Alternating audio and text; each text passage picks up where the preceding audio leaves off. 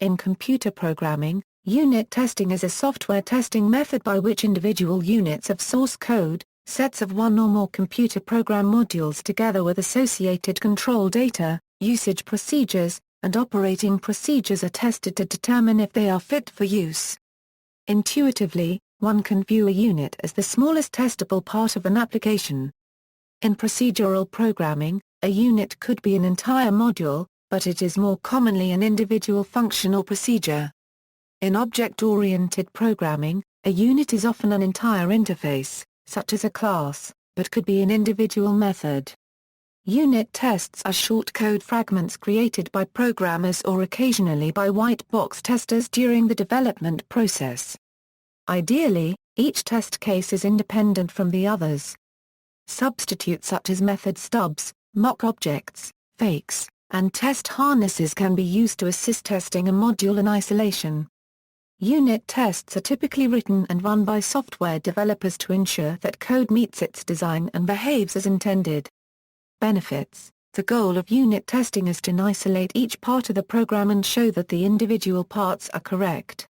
A unit test provides a strict, written contract that the piece of code must satisfy. As a result, it affords several benefits. Finds problems early: unit testing finds problems early in the development cycle. In test-driven development, which is frequently used in both extreme programming and Scrum, unit tests are created before the code itself is written. When the tests pass, that code is considered complete. The same unit tests are run against that function frequently as the larger code base is developed, either as the code is changed or via an automated process with the build. If the unit tests fail, it is considered to be a bug either in the changed code or the tests themselves. The unit tests then allow the location of the fault or failure to be easily traced. Since the unit tests alert the development team of the problem before handing the code off to testers or clients, it is still early in the development process. Facilitates change: unit testing allows the programmer to refactor code at a later date, and make sure the module still works correctly. The procedure is to write test cases for all functions and methods so that whenever a change causes a fault, it can be quickly identified. Readily available unit tests make it easy for the programmer to check whether a piece of code is still working properly. In continuous unit testing environments, through the inherent practice of sustained maintenance, unit tests will continue to accurately reflect the intended use of the executable and code in the face of any change. Depending upon established development practices and unit test coverage, up to the second accuracy can be maintained. Simplifies integration: unit testing may reduce uncertainty in the units themselves and can be used in a bottom-up testing style approach. By testing the parts of a program first and then testing the sum of its parts, integration testing becomes much easier. An elaborate hierarchy of unit tests does not equal integration testing. Integration with peripheral units should be included in integration tests, but not in unit tests. Integration testing typically still relies heavily on humans testing manually. High-level or global scope testing can be difficult to automate, such that manual testing often appears faster and cheaper. Documentation: unit testing provides a sort of living documentation of the system. Developers looking to learn what functionality is provided by a unit and how to use it can look at the unit tests to gain a basic understanding of the unit's interface. Unit test cases embody characteristics that are critical to the success of the unit. These characteristics can indicate appropriate-inappropriate use of a unit as well as negative behaviors that are to be trapped by the unit. A unit test case, in and of itself, documents these critical characteristics, although many software development environments do not rely solely upon code to document the product in development. Design: when software is developed using a test-driven approach, the combination of writing the unit test to specify the interface plus the refactoring activities performed after the test is passing, may take the place of formal design. Each unit test can be seen as a design element specifying classes, methods, and observable behavior.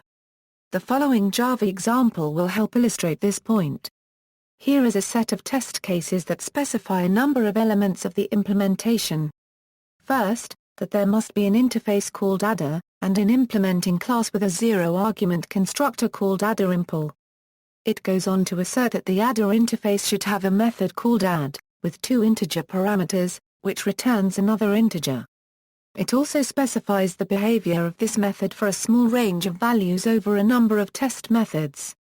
In this case the unit tests, having been written first, act as a design document specifying the form and behavior of a desired solution, but not the implementation details, which are left for the programmer. Following the simplest thing that could possibly work practice, the easiest solution that will make the test pass is shown below. Unlike other diagram-based design methods, using unit test as a design specification has one significant advantage. The design document can be used to verify that the implementation adheres to the design. With the unit test design method, the tests will never pass if the developer does not implement the solution according to the design. It is true that unit testing lacks some of the accessibility of a diagram, but UML diagrams are now easily generated for most modern languages by free tools. Free tools, like those based on the XUnit framework, outsource to another system the graphical rendering of a view for human consumption. Separation of interface from implementation. Because some classes may have references to other classes, testing a class can frequently spill over into testing another class. A common example of this is classes that depend on a database. In order to test the class, the tester often writes code that interacts with the database. This is a mistake, because a unit test should usually not go outside of its own class boundary, and especially should not cross such process network boundaries because this can introduce unacceptable performance problems to the unit test suite. Crossing such unit boundaries turns unit tests into integration tests, and when test cases fail, makes it less clear which component is causing the failure. See also fakes, mocks and integration tests. Instead, the software developer should create an abstract interface around the database queries, and then implement that interface with their own mock object. By abstracting this necessary attachment from the code, the independent unit can be more thoroughly tested than may have been previously achieved. This results in a higher quality unit that is also more maintainable. Parameterized unit testing. Parameterized unit tests are tests that take parameters. Unlike traditional unit tests, which are usually closed methods, puts take any set of parameters. Puts have been supported by TestNG, Junit and various .NET test frameworks. Suitable parameters for the unit tests may be supplied manually or in some cases are automatically generated by the test framework. Testing tools QuickCheck exist to generate test inputs for puts. Unit testing limitations. Testing will not catch every error in the program, since it cannot evaluate every execution path in any but the most trivial programs. The same is true for unit testing. Additionally, unit testing by definition only tests the functionality of the units themselves. Therefore, it will not catch integration errors or broader system-level errors. Unit testing should be done in conjunction with other software testing activities, as they can only show the presence or absence of particular errors. They cannot prove a complete absence of errors. In order to guarantee correct behavior for every execution path and every possible input, and ensure the absence of errors, other techniques are required, namely the application of formal methods to proving that a software component has no unexpected behavior. Software testing is a combinatorial problem. For example, every Boolean decision statement requires at least two tests, one with an outcome of true, and one with an outcome of false. As a result, for every line of code written, programmers often need 3 to 5 lines of test code. This obviously takes time and its investment may not be worth the effort. There are also many problems that cannot easily be tested at all, for example those that are non-deterministic or involve multiple threads. In addition, code for a unit test is likely to be at least as buggy as the code it is testing. Fred Brooks in the Mythical Man Month quotes, "Never go to sea with 2 chronometers. Take 1 or 3. Meaning, if 2 chronometers contradict, how do you know which one is correct?" Another challenge related to writing the unit tests is the difficulty of setting up realistic and useful tests. it is necessary to create relevant initial conditions so the part of the application being tested behaves like part of the complete system. If these initial conditions are not set correctly, the test will not be exercising the code in a realistic context, which diminishes the value and accuracy of unit test results. To obtain the intended benefits from unit testing, rigorous discipline is needed throughout the software development process. It is essential to keep careful records not only of the tests that have been performed, but also of all changes that have been made to the source code of this or any other unit in the software. Use of a version control system is essential. If a later version of the unit fails a particular test that it had previously passed, the version control software can provide a list of the source code changes that have been applied to the unit since that time.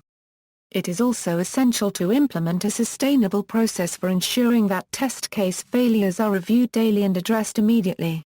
If such a process is not implemented and ingrained into the team's workflow, the application will evolve out of sync with the unit test suite, increasing false positives and reducing the effectiveness of the test suite. Unit testing embedded systems software presents a unique challenge, since the software is being developed on a different platform than the one it will eventually run on. You cannot readily run a test program in the actual deployment environment, as is possible with desktop programs. Applications, extreme programming. Unit testing is the cornerstone of extreme programming, which relies on an automated unit testing framework. This automated unit testing framework can be either third-party, for example, XUnit, or created within the development group. Extreme programming uses the creation of unit tests for test-driven development. The developer writes a unit test that exposes either a software requirement or a defect. This test will fail because either the requirement isn't implemented yet, or because it intentionally exposes a defect in the existing code. Then, the developer writes the simplest code to make the test, along with other tests, pass.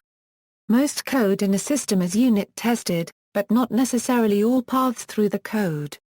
Extreme programming mandates a test everything that can possibly break strategy, over the traditional test every execution path method.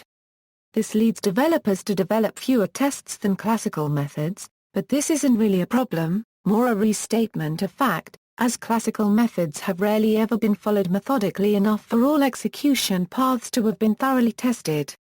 Extreme programming simply recognizes that testing is rarely exhaustive and provides guidance on how to effectively focus limited resources.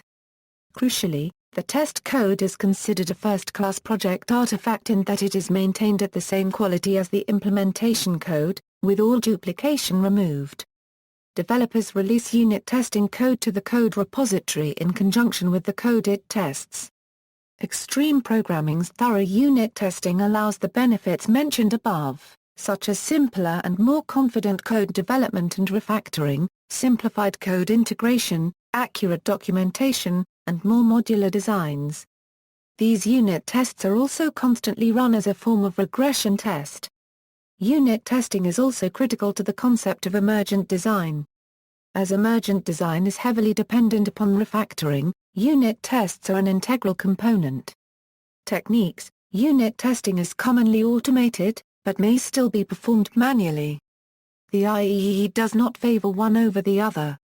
The objective in unit testing is to isolate a unit and validate its correctness. A manual approach to unit testing may employ a step-by-step instructional document. However, automation is efficient for achieving this, and enables the many benefits listed in this article. Conversely, if not planned carefully, a careless manual unit test case may execute as an integration test case that involves many software components, and thus preclude the achievement of most if not all of the goals established for unit testing. To fully realize the effect of isolation while using an automated approach, the unit or code body under test is executed within a framework outside of its natural environment.